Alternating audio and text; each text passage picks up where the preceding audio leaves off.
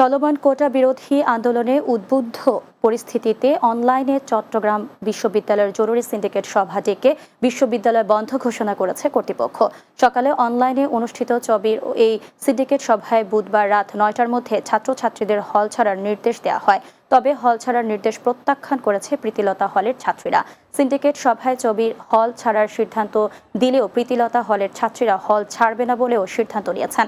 এতে রাতে চবি প্রশাসন অভিযান পরিচালনা করলে ছাত্রীদের সঙ্গে সংঘর্ষ বাধার শঙ্কা প্রকাশ করছেন ছাত্রছাত্রীরা।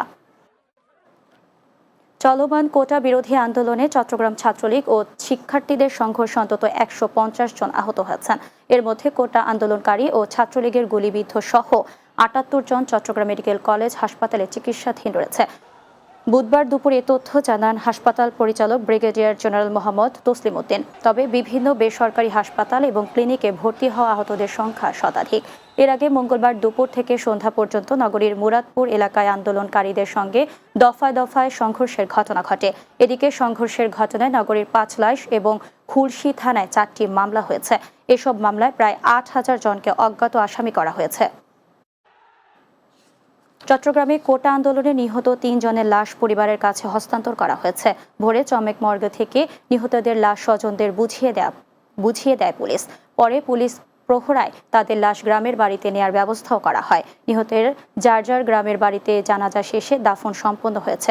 চট্টগ্রামের অতিরিক্ত জেলা প্রশাসক রাকিব হাসান জানান, নিহতদের প্রত্যেক পরিবারকে ১ লাখ টাকা করে আর্থিক সহায়তা দেওয়া হয়েছে।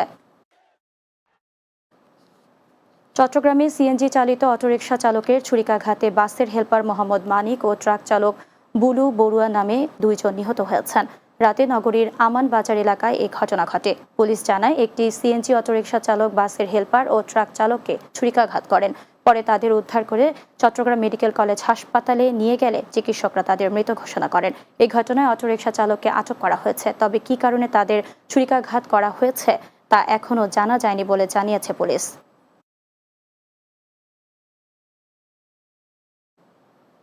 শেষ করব দিনের বাংলা। যাওয়ার আগে সংবাদ শিরোনামগুলো জানিয়ে দিচ্ছি আরও একবার। কোটা আন্দোলনকে কেন্দ্র করে উদ্বুদ্ধ পরিস্থিতি নিয়ন্ত্রণে ঢাকা বিশ্ববিদ্যালয় বন্ধ ঘোষণা, হল ত্যাগের নির্দেশ, ক্যাম্পাসে আন্দোলনকারীরা অগ্নিসংযোগ। কোটা আন্দোলনকে ঘিরে বিএনপি জামায়াত লাশের রাজনীতি করতে চায়, অভিযোগ কাদেরের। নেতৃত্ব এখন ছাত্রদল ও ছাত্র শিবিরের হাতে। আজ পবিত্র আশুরা, ত্যাগ ও শোকের প্রতীক হিসেবে ধর্মীয় ভাব গাম্ভীর্যে পালিত হচ্ছে দিনটি।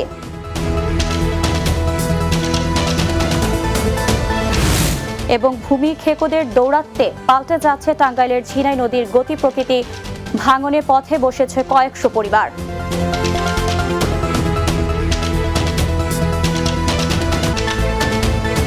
এই ছিল দিনের বাংলায়। আমাদের পরবর্তী সংবাদ রাত ৯টায় রাতের বাংলা দেখার আমন্ত্রণ রইল। এতক্ষণ সঙ্গে থাকার জন্য ধন্যবাদ সবাইকে।